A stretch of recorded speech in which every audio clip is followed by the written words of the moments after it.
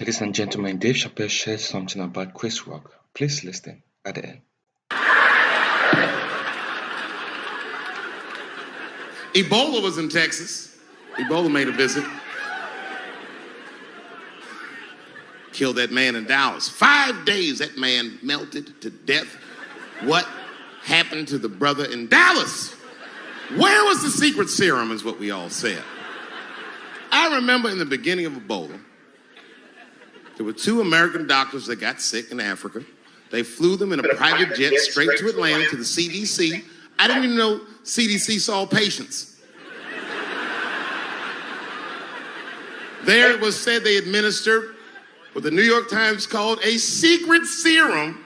I don't know what's in it. It's just like Colonel Sanders' recipe.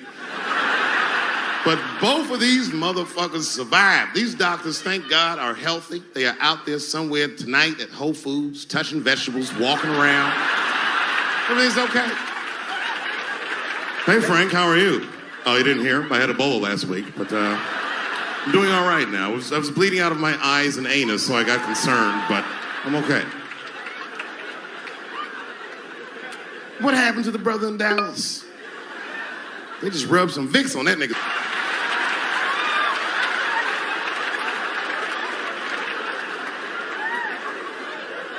I knew he wasn't going to make it.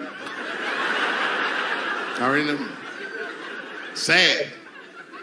I saw in the New York Times, they said Ebola is the new AIDS. Whew.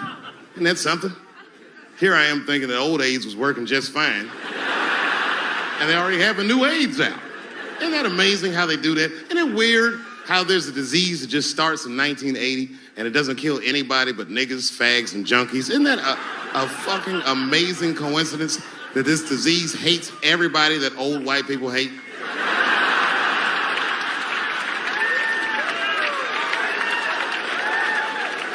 I think either God is white or the government hid that shit in disco balls. Only fun people get AIDS.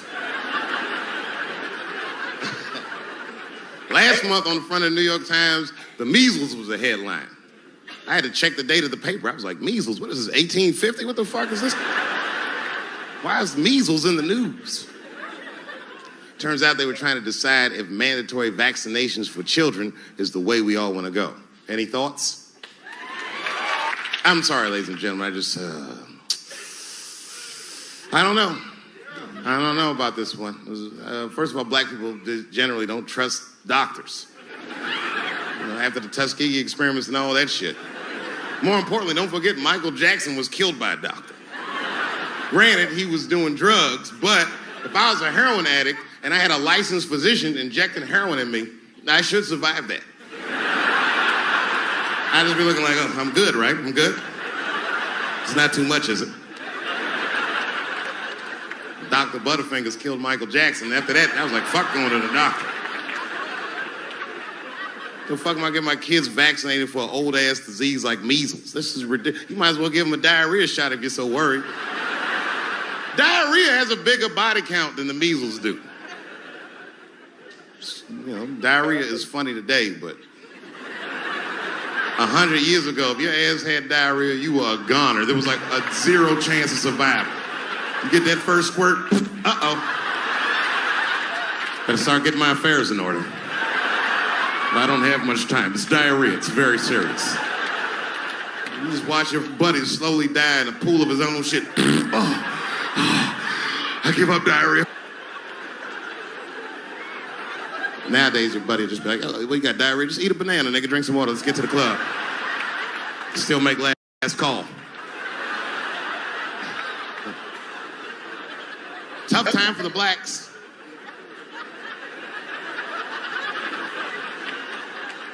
These are not good times for the blacks. I don't know if you know what I'm talking about, right? Police are killing us again. It's a very unfortunate set of circumstances because we were doing very well.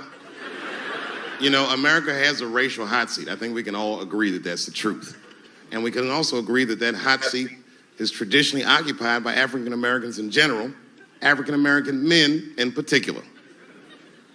Although I can see that in recent years, that seat has been occupied by Mexicans and I dare say Arabs.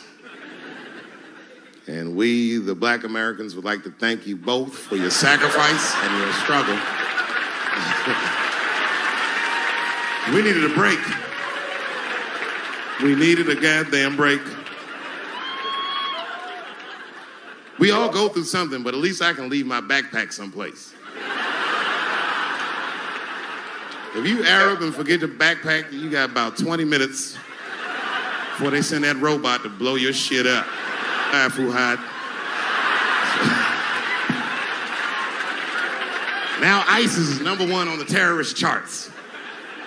And ISIS is fucking scary. Because if ISIS catches you, they're going to cut your head off. That's what they do. I've seen them do it on YouTube. It was fucking awful. He looked right in the camera and say, Obama, I am back. I saw that shit. I said, oh my God. Don't like.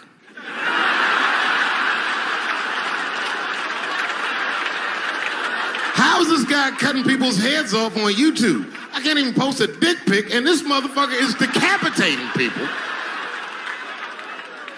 I'm gonna have to change my settings. You know, everyone has it hard, but I think harder than black people and harder than Arabs and harder than Mexicans, you know who has it the worst? Fat black people.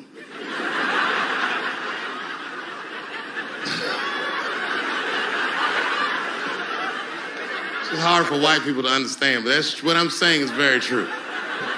Fat black people have a really rough road because all manner of things kill white people. But you know what kills more black people than anything, more than police and terrorism? Salt, nigga, regular. Here, white people are getting Ebola cures and shit, and meanwhile, I'm dying from fucking the flavoring.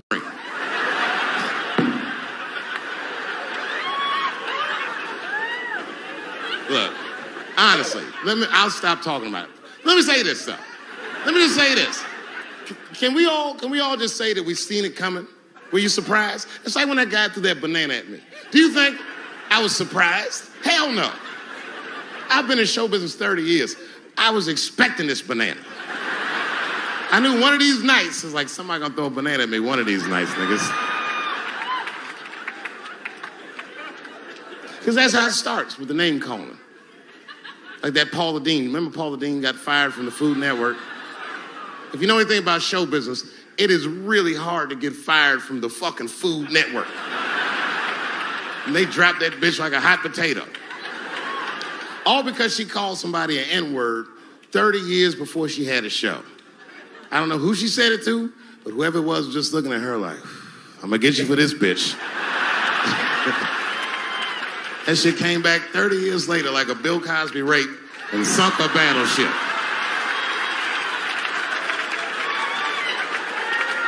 And every black person was mad, but we weren't like that mad. I was just like, well, how's this bitch gonna call me a nigga when she taught me how to fry chicken? That's not fair.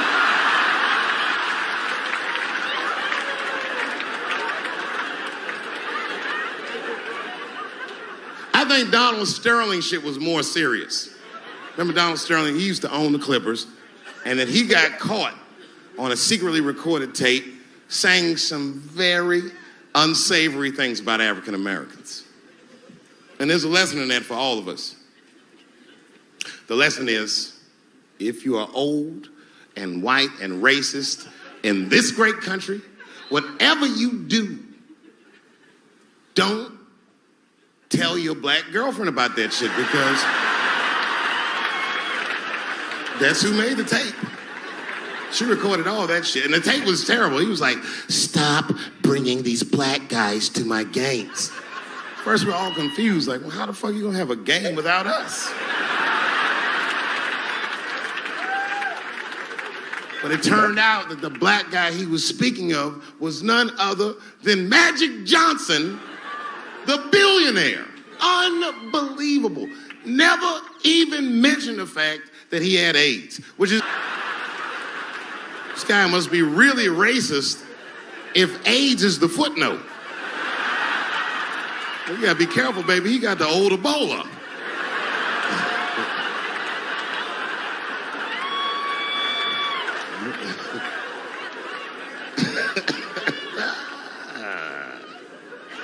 You can say what you want about that girl, but I'm gonna tell you right now, she is a goddamned hero. Because you might have thought these things were happening before, but now you can see it all in front of you without a shadow of a doubt. That shit actually went down. She sucked that old guy's dick. She really took one for the team on that one. It's really gross. This dick is like 80 years old. It's like tasting history. Like 5 wars on it, civil rights movement, Great Depression. This guy's been fucking from 40 years before Bill Cosby's first rape. This is a very old man. It's a very old penis. But all that shit is still, it's just name calling. Like, name calling does not break the modern black man. That's not gonna do the trick. I don't give a fuck about that. Like, if I went to Kentucky Fried Chicken, Ku Klux Klan, hood on top of their head, what do you think I'm gonna do in this day and age? Run out of Kentucky Fried Chicken? Not if I'm hungry. I'll go straight to the front. Hey, man, let me get a 2-piece. I don't give a fuck what he says. You want a biscuit with that, nigger? I thought it came with a biscuit. What's all this attitude? I want a 2-piece. Chop, chop. You know what it is. But I'm not going to be mad. Why would I be mad? He's the one that's got to work at Kentucky Fried Chicken, not me.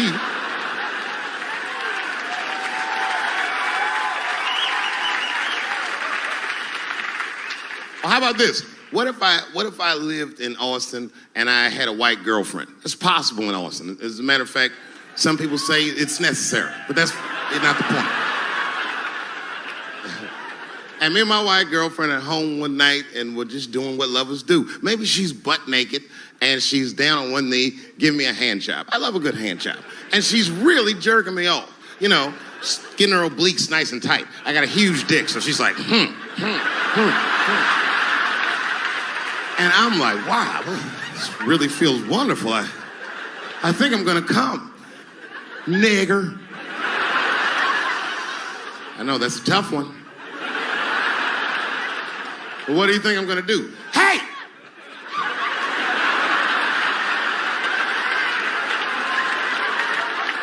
That's no time for integrity, ladies and gentlemen. I'm busting that nut in her face.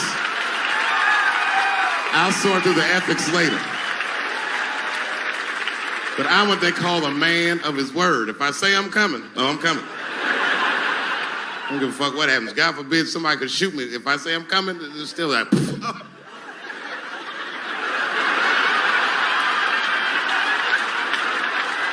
Doesn't mean I like getting shot.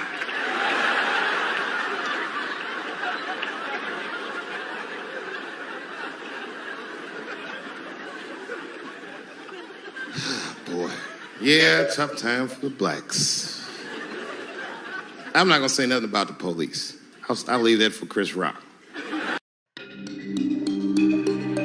Listen to what he said. He said he won't say anything about the police and he will leave it for Chrisrock. So Chrisrock, it's left on to you to say something about the police.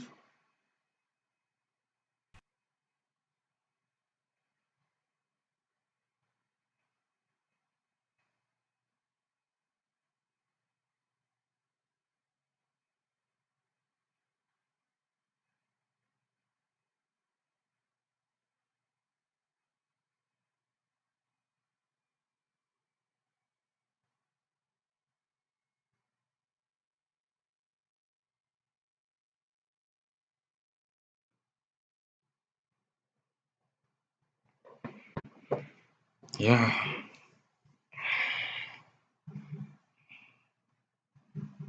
left on to him to say something about the police. You know.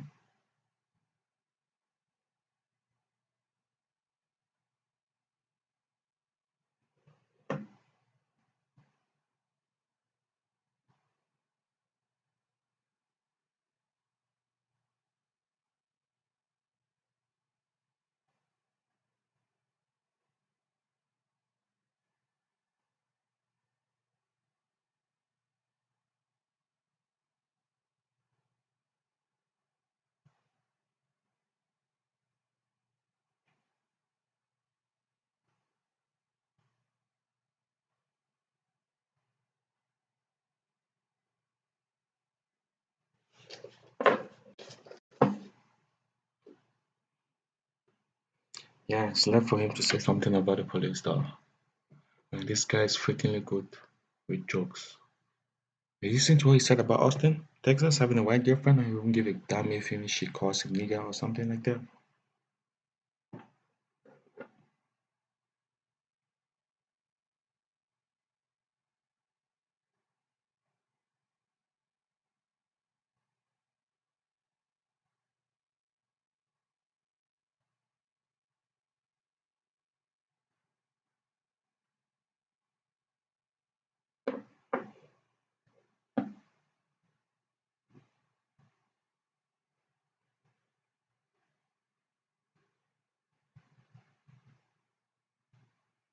Did you guys listen to it?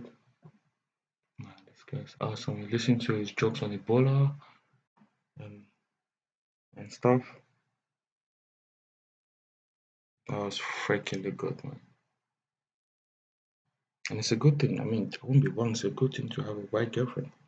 It's nice, especially in a place like Austin. I won't say no to what DaveChappelle said. Sure, I won't definitely. Yeah. Thank you, guys.